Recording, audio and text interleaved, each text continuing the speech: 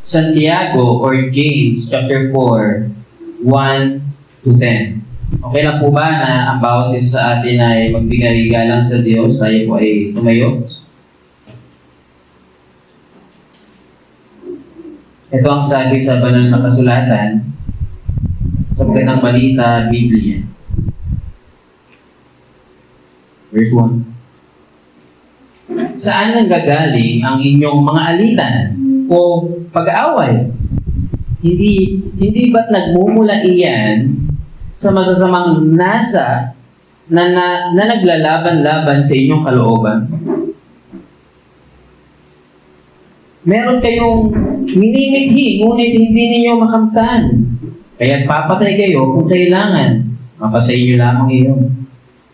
May mga bagay na gustong-gusto ninyo, ngunit hindi ninyo maangkin. Kaya kayo'y nagkakagalit-galit o nagkakagalit at naglalaban-laban. Hindi ninyo nakakamtan ang inyong minimiti dahil hindi kayo humihingi sa Diyos. At humingi man kayo, wala rin kayong matatanggap dahil hindi tama ang inyong layunin. Humihingi kayo upang mapagbigyan ng inyong kalayawan. Verse 4, mga taksil, hindi ba ninyo alam na kapag nakikipagkaibigan kayo sa sanlibutan ay kinakaaway ninyo ang Diyos? Ang sino mang nagnanais na maging kaibigan ng sanlibutan ay kaaway ng Diyos. Verse 5, huwag ninyong akalaing walang kabuluhan ang sinasabi sa kasulatan. Ayon ng Espiritu ang ibinigay sa atin ng Diyos na siya ay may kaagaw sa ating pag-ibig. Ngunit higit na malakas ang tulong na ibinigay niya sa atin. Kaya sinasabi ng kasulatan, ang Diyos ay laban sa mga mapagmataas, ngunit nalulugod sa mga mapagkumbaba. Verse 7, kaya nga, pasakop kayo sa kapangyarihan ng Diyos, labanan ninyo ang diablo at lalayuan kayo nito. Lumapit kayo sa Diyos at lalapit siya sa inyo. Linisin ninyo ang inyong mga kamay, kayong mga makasalanan. Linisin ninyo ang inyong puso, kayong pabago-bago ang isip. Maghinagpis kayo, umiyak at tumangis. Palitan ninyo ng pagluwang inyong kawanan at ng kalungkutan ang inyong kagalakan. Last verse, magpakumbaba kayo sa harapan ng Panginoon at itataas niya kayo. Salamat sa pagkabasa ng salita ng Diyos. Pwede tayo makupo.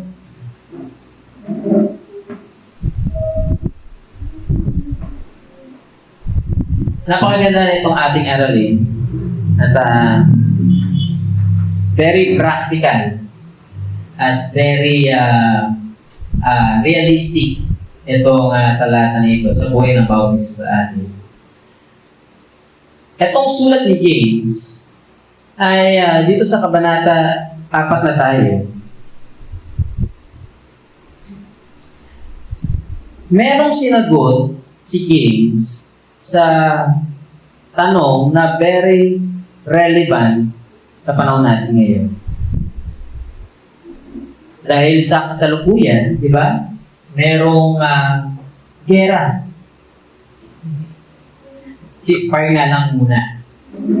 Merong gera ngayon ang Amerika, Israel, laban saan? Sa Iran. Pero, baka sabihin naman ninyo, baka yung turo ni James relevant na ngayon, no? Hindi. Palagi naman tong relevant eh. Bakit? Dahil lagi namang may gera. Sa world history, hindi pa nawala ng gera. Kung walang pandaigdigang labanan, merong mga Cold War. Or merong mga labanan sa loob ng bansa. Halimbawa, yung mga terorista, di ba? May laban pa rin, may gera pa din sa loob nga lang ng bansa, hindi sa bawat bansa, kundi sa loob ng bansa. Kaya hindi nawawalan ng gera ang mundo. Kaya, again, very relevant itong question ni James. Anong tanong niya? Ano ba yung cause ng war? Ano ba ang sanhi ng pagkakagulo-gulo o ng pag-aaway-away? Ano ba yung sanhi ng gera? At ang mga awayan, hindi lang sa loob ng bansa, diba, meron. Hindi lang sa ibang bansa, sa labanan, ang bawat bansa meron. Maging sa bawat syudad, di ba, laging merong awayan. Sa bawat barangay, merong awayan. Sa bawat streets, may mga awayan. Maging sa bawat tahanan, di ba? May mga kaguluhan, may mga away. Kaya, napaka-relevant itong tanong ni James. Di ba, dito sa ating talata. Ang tanong niya, ano ba ang sanhi ng inyong pag-aaway-away? Ano ba ang sanhi ng war, ng gulo? Verse 1, sabi niya doon, basahin ko lang. Saan nanggagaling ang inyong mga alitan at pag-aaway? Saan nga ba? Saan ba nagmumula ang inyong pagkakagulo-gulo, pag-aaway-away, pagkawatak-watak?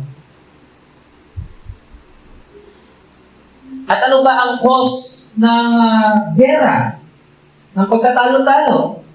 Alam niyo ba, meron akong mga ibibigay sa inyong mga ideolohiya or mga teorya na una ng mga philosophers, ng mga sikat na philosophers, na kanilang mga kaunawaan kung bakit merong gera, kung bakit merong awayan.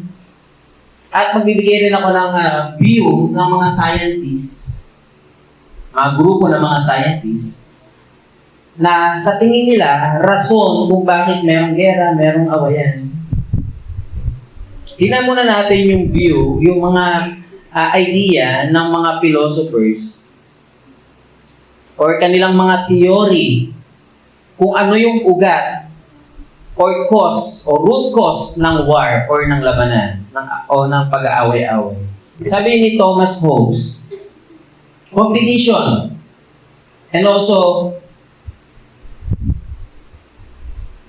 dependence and glory. Sa madaling sabi ni Thomas, ang root cause daw ng mga awayan, ito daw ay mga kompetisyon, diba?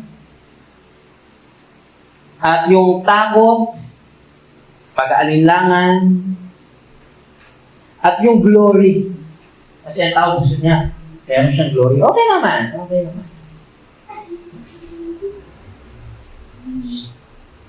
Sabi naman ni Jack, basahin niyo na yung kanyang apelyido.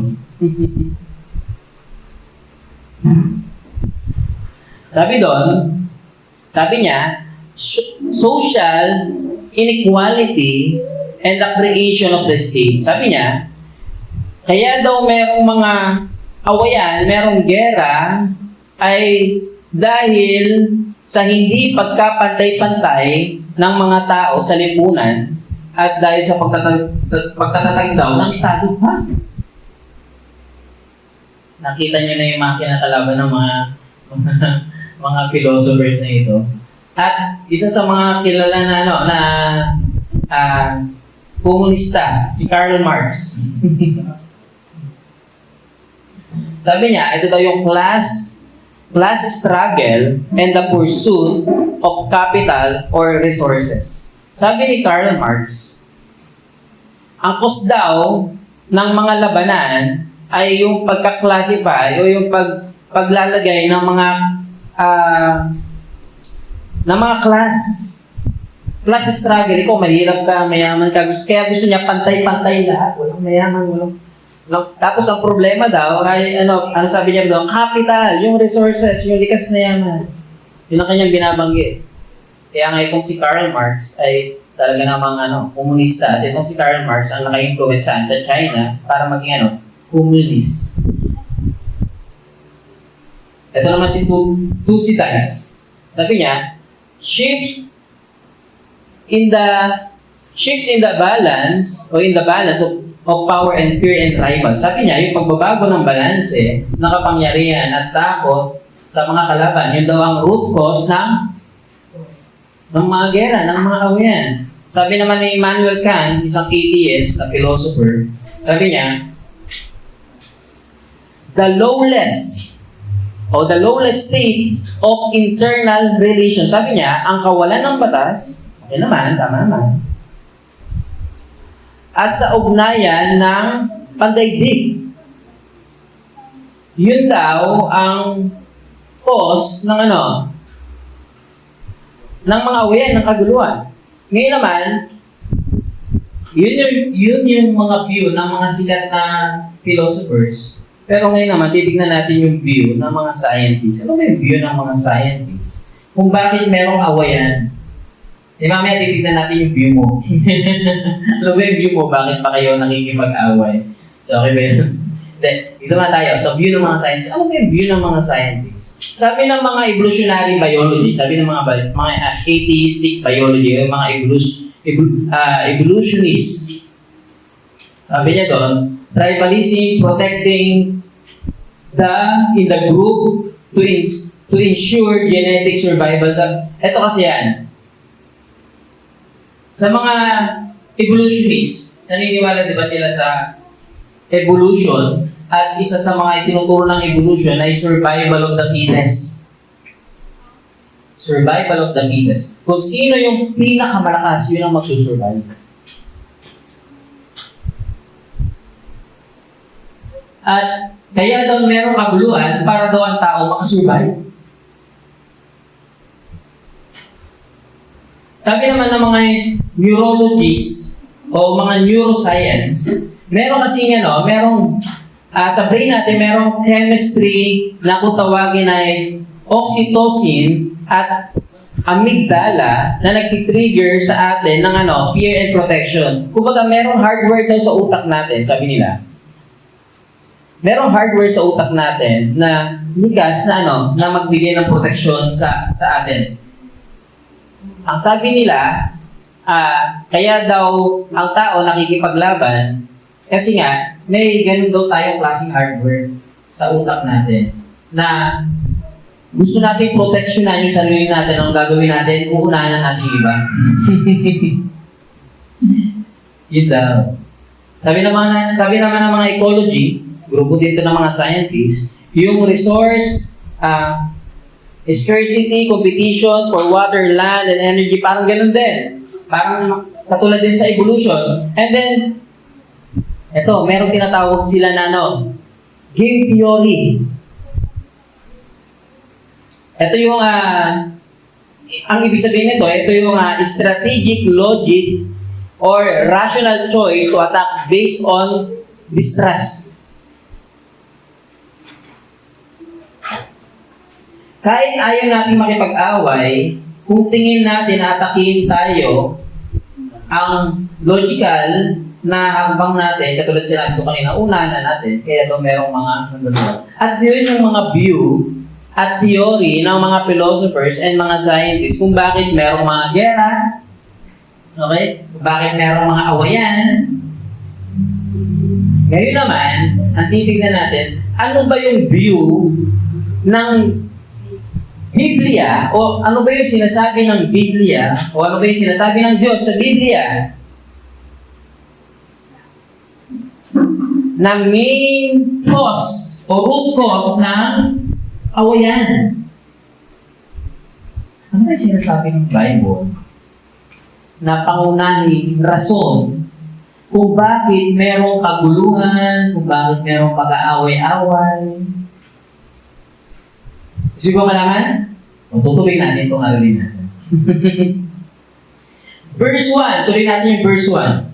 Dito tayo sa verse 1. Sabi doon, sabi ni James, saan nanggagaling ang inyong mga alitan at pag-aaway? Saan ba? Hindi ba't nagmumula iyan sa masasamang nasa na naglalaban-laban sa inyong kalooban? Yung nasa, ano ba yung nasa? Yung desire, yung sinful desire.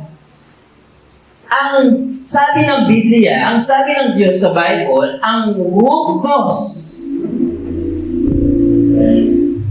ng gera, ng awayan, hindi dahil sa walang pagkain, walang resources, hindi dahil yung iba mahina, ganito, ganyan. Ang sabi ng Biblia, ang main cause ng pag-aaway-away ay masamang desire, masamang nasa.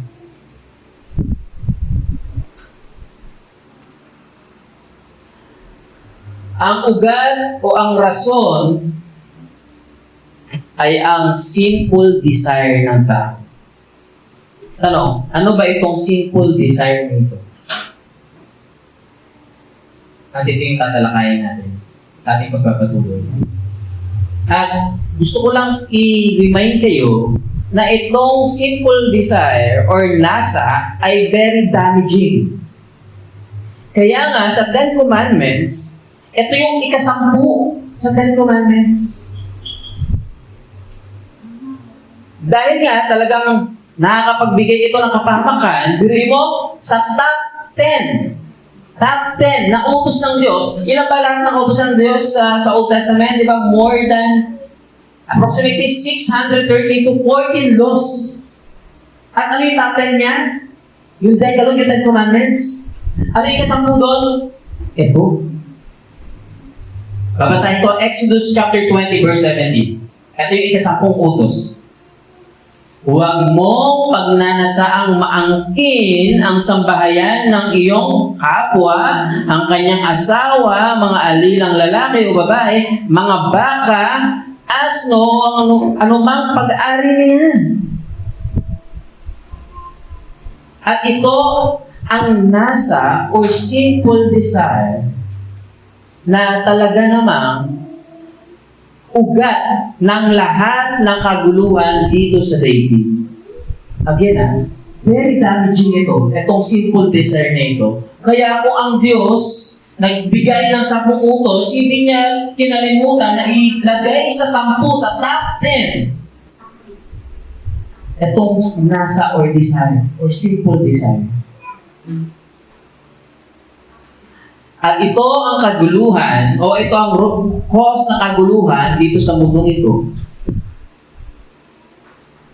Pero alam niyo ba, nasa text natin, sa James, ang immediate context niya, ang pinapatungkulan niya, yung church. Okay? Ang sulat ni Santiago ay patungkol ito, o para ito saan? Sa mga mananampalataya. Ito ang question. Sa church naman pala yan eh. Akala ko ba pag sa church okay na, walang kaguluhan. Di ba? Akala ko ba pag sa church, di ba ano lang? Walang away-awayan. Bakit ba sinasabi ni James na sa loob ng church, merong kaguluhan, merong awayan, at ang root cause ay ano? Simple desire. Kaya kung merong kaguluhan sa church, unang bagay, dahil hindi naman kasi lahat ng nasa church totoong mananampalataya. Di ba? Hindi lahat ng nasa church ay totoo talagang mananampalataya. Kaya nga, inaayos natin ngayon yung ating membership para yung mailalagay natin na member talaga natin na mga totoong mananampalataya. Hindi professing Christian lang. Okay? At pangalawa, hindi kasi lahat ng tao sa church ay, yes, mananampalataya sila, sabihin natin mananampalataya sila, pero hindi kasi lahat ng tao sa church ay mature sa kanilang mananampalataya. Merong mga immature pa. Ang tagal na sa church, diba? 2 taon na natin tinuturuan, hindi pa rin talaga nakikinig, matigas pa rin yung ulo, walang pakialam. Kaya minsan nga makukwestiyon mo, ligtas ba talaga ito? Alam ng Diyos, di ba?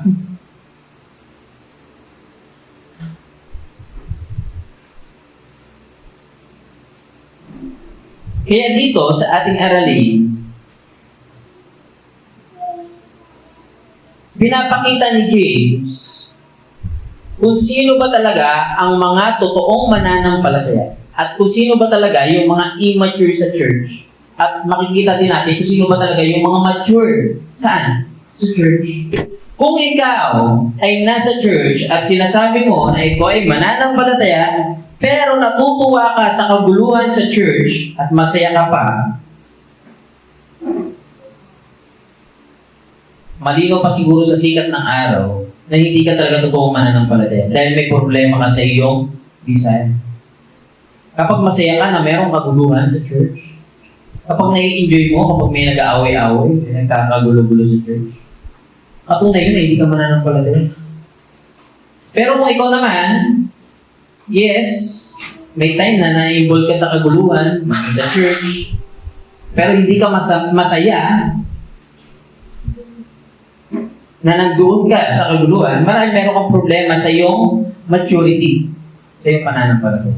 Kung ikaw naman ay talaga namang namumuhay sa kaguluhan at iniiwasan mo yung mga kaguluhan at sinisikap mo na lumakad sa kapayapaan ng Panginoon at inaayon mo sa kalooban ng Diyos ang iyong desire, praise God, ay paano? Meron ka ng maturity na nagmumula saan? Sa Panginoon. Kaya nga dito, sinasabi ni James, na ang kaguluhan ay bunga ng masasamang nasa o masasamang desire. At yung mga masasamang nasa na yon, hindi dapat gawain ng isang mananampalataya iyon. Bakit? Hindi gawain ng mananampalataya yun eh. Gawain ng ano yun? Ng diablo.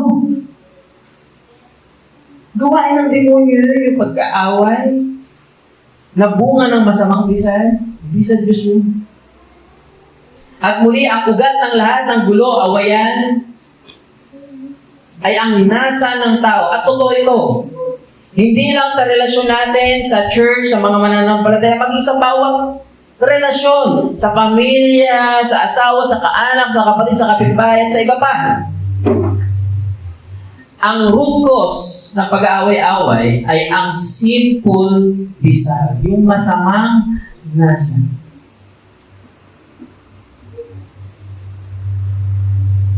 At dito, sa Book of James, may mga nuances, pag sinabing nuances, may mga synonyms. Ang simple desire na binanggit, sino? Si James dito. Kumbaga, itong mga babanggitin ko, ito yung mga pinsan, mga kamag-anak ng simple desire. Verse 1, makikita natin dito, yun nga, yung simple desire. Pag sinabing simple desire sa Tagalog, nasa, ano ba ibig sabihin nun? Ng nasa, ng desire, ng simple desire. Ang simpleng ibig sabihin nun, ito yung pagnanais mo sa kasalanan, na itong kasalanan na ito, nagbibigay sa iyo ng pleasure. Iisipin ng tao, gagawin ko nga itong kasalanan na ito dahil nai-enjoy ko. Masasarapan ako sa kasalanan na ito, kaya gagawin ko. Kahit kasalanan pa ito. Anong tawag doon? Simple desire. Pangalawa, verse 2. Yung lust. Bagamat halos magkakaparehas naman ito. Desire, lust, nasa, lust. Sabi doon sa translation sa Tagalog, yung minimithi. Again, halos parehas lang naman ito ng desire, itong lust na ito, itong or nasa. Pero sa original kasi, sa original language, mayroon tong essence of craving or longing na gawin yung isang bagay na makasalanan. Yung meron kang desire, yung nasasarapan ka na gawin yung isang bagay at meron kang cravings na gusto mo talagang gawin yun. Para bang parang buntis, di ba, na naglilihi? Kaso naglilihi ka, saan? Sa kasalanan. Grabe naman yun, dahil maglilihan pa, kasalanan pa. Pangalawa, itong envy. Pag sinabing envy sa verse 2, inggit. Itong inggit na ito yung pinaka nagpo-fuel sa tao para makuha o makasa kanya yung gusto niyang mangyari, yung simple desire. Yung envy, yung pinaka nagbibigay ng gasolina. And then pang-apat, pagiging arrogant. Makita natin ito sa verse 2. Pag sinabing arrogant, pagmamalaki. Yung hindi ka lalapit sa Diyos sa panalangin dahil nagmamalaki ka. Itong pagiging arrogante, ito ang nagpapalayo sa atin sa Diyos at nagpapalapit sa atin sa kasalanan. Panglima, ito yung evil motive, yung masamang motibo. Ito naman, hindi basta-basta nakikita ng tao to, yung di ba, yung masamang motibo, hindi basta-basta nakikita ng tao to. Pero itong unang tinitignan ng Diyos, every time na may ginagawa tayo, ano ba yung motibo natin? At ano naman, at ito alam ng Diyos kung ano yung motibo natin. Ano man yung motibo natin, alam ng Diyos yun. Ang-anim, ito yung pangangalan mo. Sabi niya nga sa verse 4, di ba? Makataksil. Remember, sinabi ni Kristo, saan ba nagmumula ang pangangalo niya? Di ba? Sa nasa ng puso. Kapag nasa ka na sa iyong puso, pangangalo niya na yun.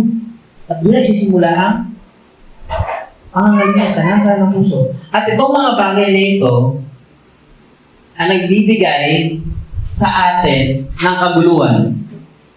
Okay, itong ani na ito Tanong, kaguluhan saan? Tatlong bagay ito. Una, kaguluhan sa ating sarili.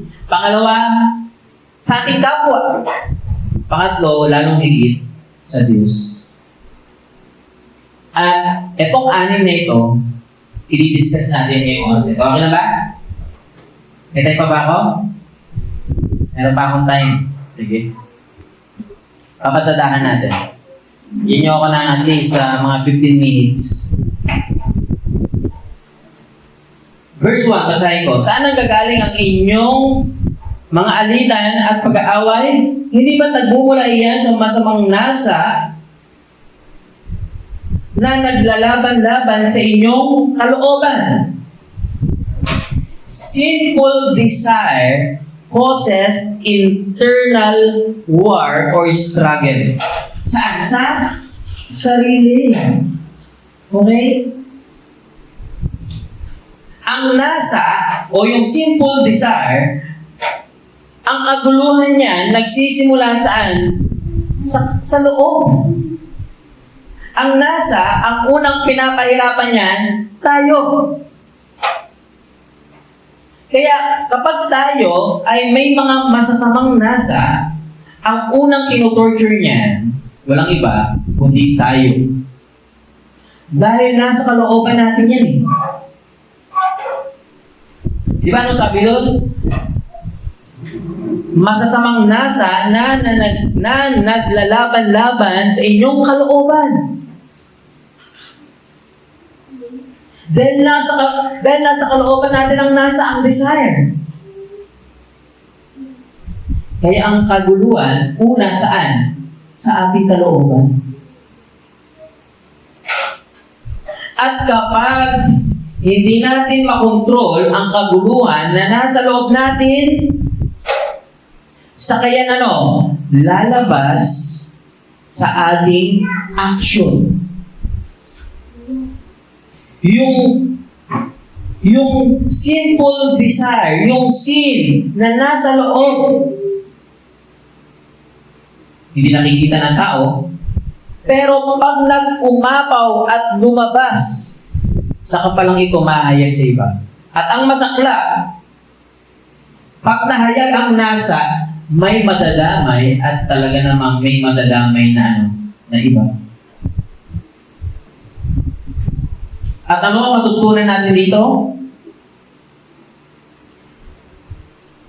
Dapat, kapag nagsisimula pa lang ang nasa sa ating isip, iwaksik na natin. Diba? Yung may sumagi pa lang sa isip natin, huwag na natin magbulay-bulayan. Ipagpag na natin, tama? Kapag may dumaan pa lang na masamang nasa sa isip natin, huwag na nating sitsitan at huwag na nating tawagin para imbitahan sa ating puso at i-entertain para i-enjoy natin dahil malaking kaguluhan yan sa loob natin. Na-experience nyo na ba yun? Yung merong nasa na pumasok sa'yo at in-entertain mo at nagbigay sa'yo ng kaguluhan. Ang unang inaaway ng sinful desire, tayo. Dahil ang unang kaguluhan sa loob natin. May pagtatalo sa loob natin.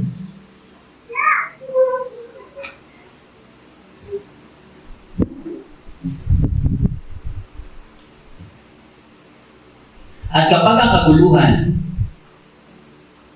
dahil sa sinful desire, ay lumala, lalabas at lalabas yan, at maghahanap ng ng damay para biktimahin.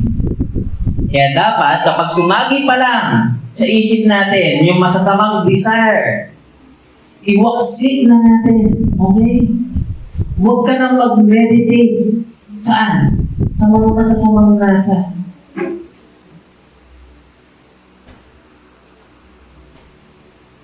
Yung nag-i-scroll ka sa internet, di ba? Di ba? Gawin mo, i-block mo na. Okay? Dahil ang sabi ni James, ay sabi ni Paul kay Timoteo, 2 Timothy chapter 2 verse 22, sabi niya doon, basahin ko na lang, wala niya sa So flee from youthful lust, youthful passion, and pursue righteousness, faith, love, and peace, along with those who call on the Lord from a pure heart. Sabi doon niya, sabi ni Paul kay James, kay Timoteo, kay batang Timoteo, sabi niya, kapag merong nasa, dahil ko yung kabataan, kapag merong nasa, ano gagawin mo? Makipaglaban ka ba? Oo, makipaglaban. Malakas naman ako, di ba? Matatalo ko yan, di ba? Yung mga temptasyon, yung mga masasamang desire, kayang kalabanan yan. Ganun ba sinabi ni, Yun ba sinabi ni Paul? Sabi ni Paul, takbuhan mo. Kapag may masamang nasa, tumakbo. Layuan mo na. Pag nilabanan mo, ang tendency, pwede ka manalo, pero pwede ka matalo. Pero pag lumayo ka na, automatic panalo ka na. Diba? Kaya kapag may sumagi na masamang desire sa isip natin, huwag na natin i-entertain, iwaksik na natin, tanggalin na natin. Next, verse 2. Basahin ko. Meron kayong minimiti, ngunit hindi ninyo makamtan, kaya papatay kayo kung kailangan mapasay nyo lamang iyon. Pangalawang bagay, eager lust that causes to murder. At sinong damay nito? Ibang tao. Di ba, binanggit natin kanina, yung lust na tinutukoy dito, merong essence, merong ingredients ng eagerness, ng longing, ng craving, na gusto mo, etong bagay na ito, gusto mo mapa sa'yo, kaya kahit anong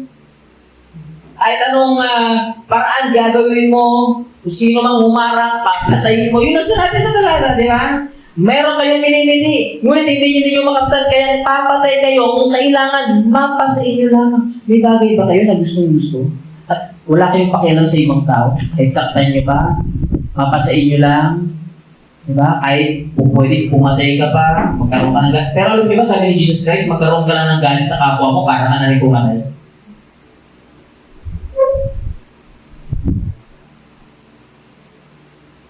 Sabi ni Jesus Christ, mananagot ka rin sa hukuman. Remember, sa Genesis, sila Cain at si Abel. Di ba sino nga sila? Sino si Cain at Abel? Sila yung unang anak, o sila yung dalawang unang anak na lalaki nino? Nila Eva at Adan. Uri mo Sila yung unang panganay na, dalawang lalaki, dalawang lalaki. Sila pala ang tao sa mundo. Imagine that. Sila pala yung mga tao sa mundo. At dapat ang gagawin nila magpahalan, di ba? Pero one time, di ba, inutusan sila maghain sa Diyos. At sino yung kinalugdan ng Diyos sa kanyang hain? Sino? Si Abel. At ano nangyari kay Cain?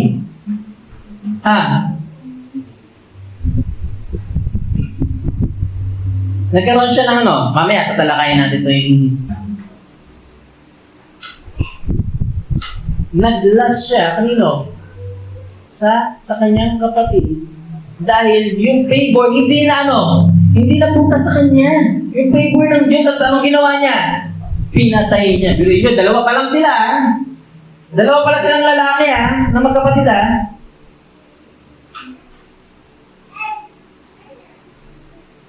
Imbis na magmahalan, anong ginawa? Nagpatayan. Ang ginawa ni Abel? Pinatay sino? Ay, sorry. Ano ginawa ni Cain? Kay Abel? Pinatay.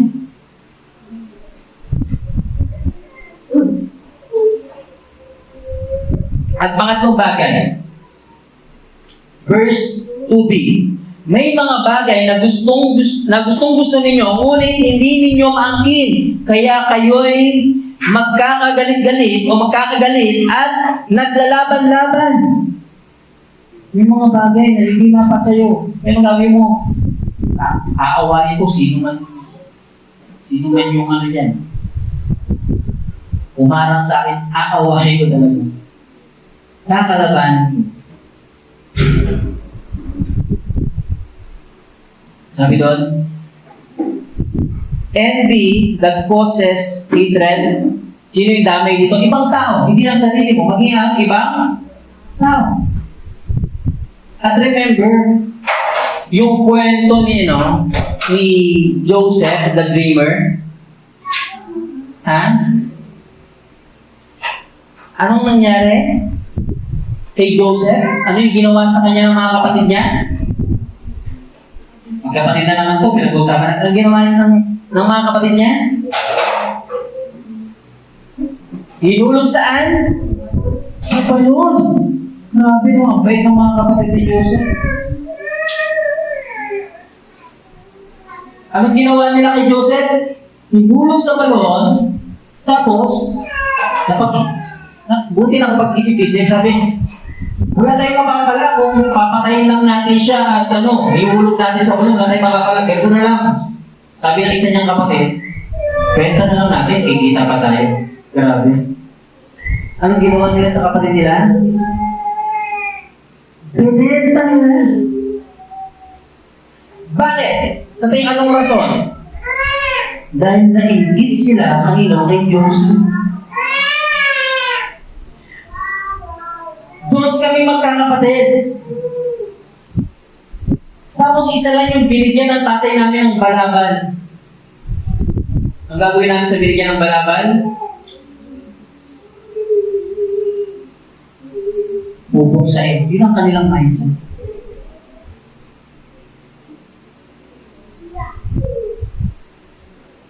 Kaya ano sabi dito? At yun ang cause ng pag-away-away. Yung inggit. Kamusta yung inggit mo sa katawan? Kamusta yung mga inggit mo sa katawan? Alam niyo ba, kahit sa ang grupo yan, sa church man yan, sa tahanan man yan, sa pamilya, sa school, sa work, kapag nagahari ang at nangunguna ang inggit, magkakagulo-gulo talaga, di ba? Sa trabaho, kapag nagahari ang inggit, anong kasunod yan? Magkakasiraan, magkakagulo. Yun na sa pamilya. Sa mga magkakapatid. Kapag nainggit, anong kasunod yan? Away. Kaya dapat, ang Panginoon ang naghahari sa ating puso, hindi ang inggit. Tanong, kamusta yung puso mo? Baka punong-puno na ng inggit dyan. Kung punong-puno na ng inggit dyan, tignan ko kung nandiyan pa si Lord talaga. Diba? Dapat ang naghahari sa ating puso, hindi ang inggit, kundi ang Panginoon. Pangapat, hindi kayo, verse 2c. Verse 2 pa lang pala tayo. Verse 2c. Sabi doon, hindi ninyo makanta ng inyong minimithi dahil hindi kayo humihingi sa Diyos. Pangapat, arrogant that causes man not to come to God in prayer. Ito ang problema na ito, saan? Sa Diyos. Una, di ba? Yung nasa, yung mga simple desire, yung mga nuances mo, ang unang kinakalaban nun, sarili natin, di ba? Pangalawa, ito naman, sa ibang tao. Ngayon naman, sa Diyos. Alam nyo ba,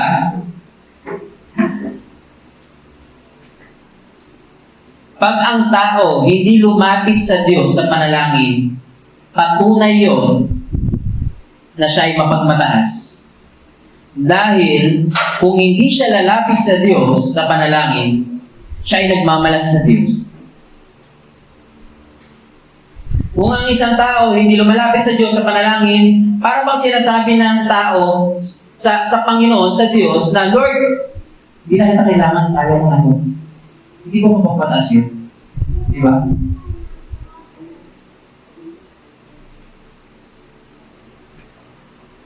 Kung ang isang tao hindi lumalapit sa Diyos sa panalangin, patunay yun na mapagmataas siya, mayabang siya, arrogant siya. Minsan may mga bagay tayo na hindi tayo lumalapit sa Diyos sa panalangin. Alam niyo ba, patunay yun na mapagmataas tayo. Pinapalagay natin, Lord, kaya ko na to. Hindi ka nagpipray, kaya mo na ba? Kapag hindi tayo nananalangin, pinapamukha natin sa Diyos na mapagmataas tayo. Pinapakita natin sa Diyos na kaya natin. Naalala ko yung sinabi ni Paul Washer. Sabi ni Paul Washer, alam niyo ba, na kung hindi dahil sa biyaya ng Diyos, kahit yung magsintas ng sapatos, hindi mo magagawa yun. Minsan sinasaan natin yung sarili. Malakas naman ako. Di ba? May trabaho naman ako. Ganito, ganyan. Kaya ko naman na. Hindi na ako mag-pray. Huwag kayong patibukin ni Lord yung puso mo. Tingnan natin kung kaya mo, no? Huwag ka kayang bigyan ni Lord ng oxygen. Kaya mo kaya? Alam niyo ba, hindi po pwedeng hindi ka nakadepende sa Diyos. Kaya sabi mo malakas ka, hindi ka ba magkakasakit? Ha? Minsan mapagmataas tayo, malakas ako, kaya mo po. E paano pag nagkasakit ka? Hospital ka?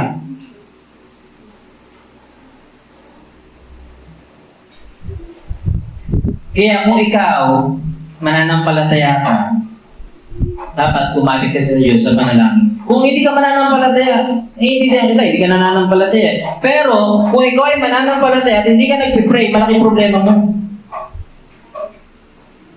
Kasi mananampalataya ka, tapos hindi ka nagpipray. Di ba ang way ng ating komunikasyon kay God, panalangin? Kapag meron tayong relasyon sa kapwa natin, di ba nakikipag-usap tayo? Kung wala kang relasyon,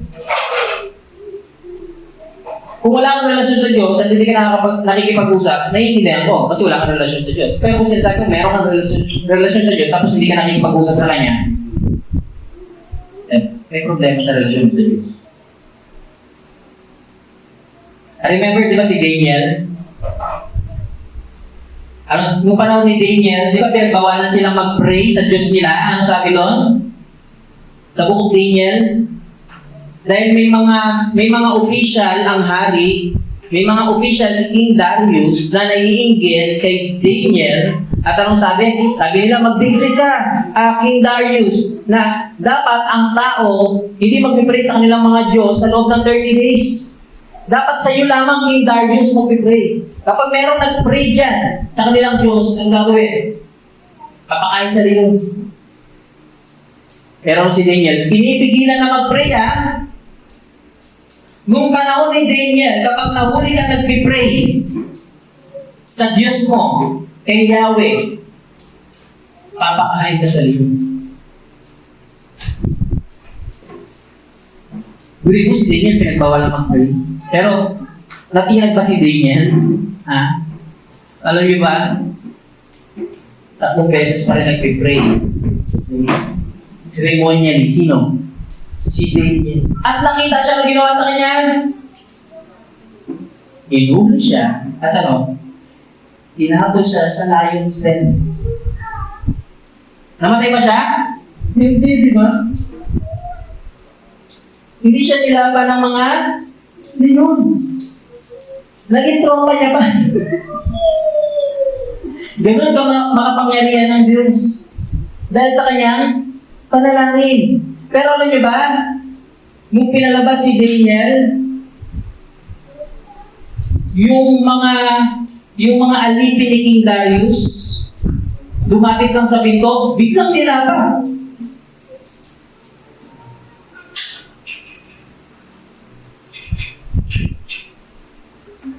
Si Daniel, pinipigilan na mag-pray, nag-pray pa din. Ikaw, pumipigil ba sa'yo mag-pray? Ha? Papatayin ka ba kapag hindi ka mag-pray? Tanong, bakit hindi ka nag-pray? Patunay yun na mapagmataas ka. Kaya kailangan ibaba mo ang sarili, humingi ka sa Diyos ng tulong, humingi ka sa Diyos ng awa. Then pang-5, second to the last, malapit na tayo matapos. Verse 3. At humingi man kayo, hindi rin kayo, wala rin kayo, brother, natatanggap dahil hindi tama ang inyong layunin. Humingi kayo upang mapagbigyan ng inyong kalayawan. Ano sabi dito? Pang-5, evil motive will receive nothing from God in prayer. Okay, hindi ka nag-pray, ha? Sige, mag-pray ka man, hindi ka bibigyan ng Diyos. Bakit? Masama naman ang iyong motibo. Nagpipray ka na, sama naman ang motibo mo.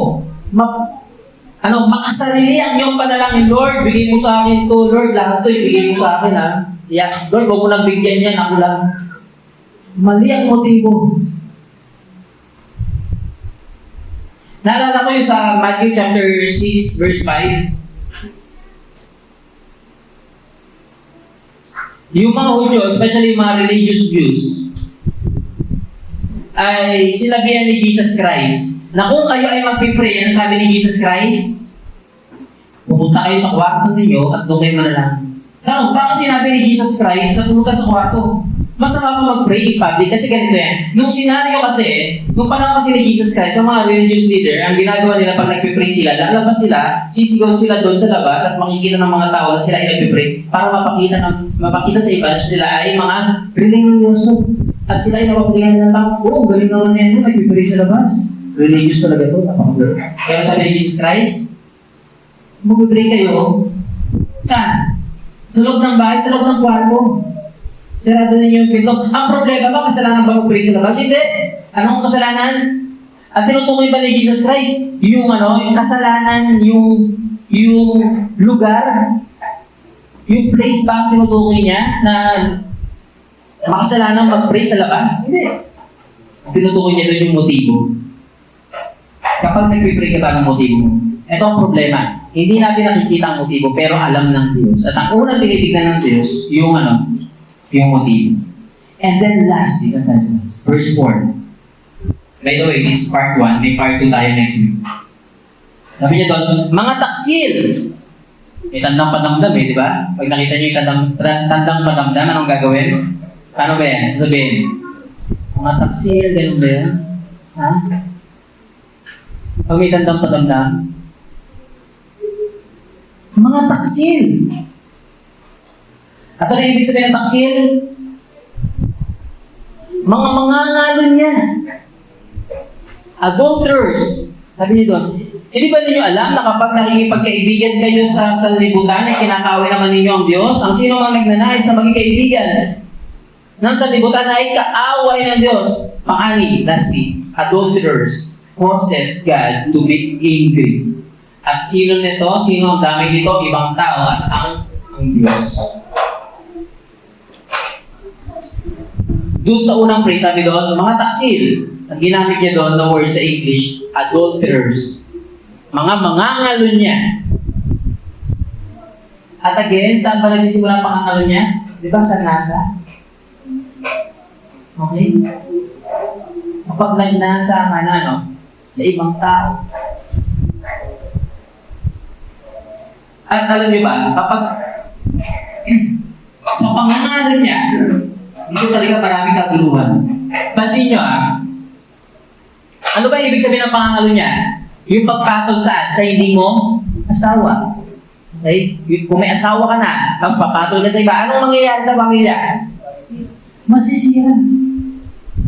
Magkakagulo-gulo. Di ba ano ang question ni James? Saan nagmumula ang pagkagulo-gulo ninyo? Pagkaaway ninyo? Saan nagmumula yan? Sa masamang nasa. At kapag nasa lumabas, mga harap-damay yan, mangangalo niya talaga. At kapag ang isang pamilya, ang tatay o ang nanay, mangangalo niya, anong mangyayari sa pamilya? Magkakaaway-away, di ba? Magkakaroon ng kaguluhan. Alam niyo ba, nakaramihan sa problema ng mga kabataan ngayon, broken yung kanilang family. Iwala yung nanay sa tatay, tapos may kanya-kanya na ibang mga pamilya. Yun ang kadalasan na problema ng mga tao, ng mga kabataan. Tapos, broken family na nga sila, hindi pa nadala. Bumuo din ang broken family. Kaya di ba sabi ko sa inyo, bilang mananampalataya, bilang kabataan, hindi mo mapipili pamilya mo, di ba? Kung pwede mo piliin, Lord, panganak mo ko sa ganitong pamilya. Pwede ba yun?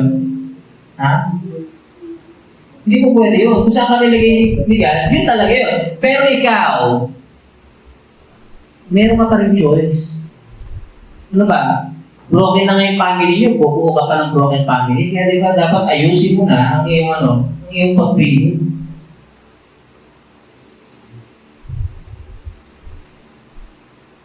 Para para hindi ka nabubuo ng another broken family. Kaya di kami mga kabataan, pasag na pasag. Diba, pasag na yung pamilya nila, bubuo pa ng pasag na pamilya. Kawawa yung mga bata. Hindi na basag, durog na. Dahil saan? At ang gulo kaya, di ba? Pag broken family, ang gulo. Madalang yung broken family, tapos pati-pati kayo, Madalang yung gano'n. Kadalasan, magulo. At merong pag-aaway-aaway. At yung pag-aaway-aaway, nagsisimula saan? Sa tahanan. Tapos saan yan? Lalabas yung pag-aaway-aaway sa street. Pag yung pag-aaway-aaway lumabas sa street, barangay na. Di ba? Probinsya, syudad sa syudad. Tapos bayan sa bayan. At yun ang root cause ng ng gera, ng awayan. Alam niyo pa, Totoo talaga, di ba? Na ang main root cause ng ng pag-aaway-aaway nasa. And as we end, kailangan tumalikod tayo saan? Sa lahat ng ating nasa. Sa lahat ng ating masasamang nasa. Alam niyo ba, para magkaroon ng kapayapaan, ng peace, ng pagmamahala, iwaksik ang lahat ng ng masasamang nasa. Lahat ng masasamang desire. Sa isip pa lang, pag pumasok pa lang, dumaan pa lang sa isip mo. Okay? Huwag mo nang puntahan, huwag mo nang tawagin, huwag mo nang entertain, huwag mo nang enjoy. Kamuyan mo. Okay? Dahil kapag in-enjoy mo ang masamang nasa, patunay yun na hindi ka mananampalataya. At kaaway ka ng Diyos. Kaya anong sabi ng gospel? Repent! Okay? Tumalikod sa kasalanan, manampalataya, umasa sa ginawa ni Cristo doon sa krus ng Kalbaryo. Lahat tayo ito ngayon. Ay manalangin. Aming Ama, maraming salamat sa oras na ito. Sa aming mga nagpunan, tunay nga na ang kaguluhan dito sa mundo ay laganap, hindi lang sa mundo, hindi lang sa labanan ng bawat bansa, kundi sa labanan ng bawat lugar, bawat pamilya. Dalangin ko po na ang root cause na desire, na masamang desire, ay iwaksik ng bawat mananampalataya. Lumakad kami sa iyong kalooban. at sumunod kami sa iyong nais para sa aming buhay. Ito ang dalangin sa pangalan ni Jesus. Amen and amen.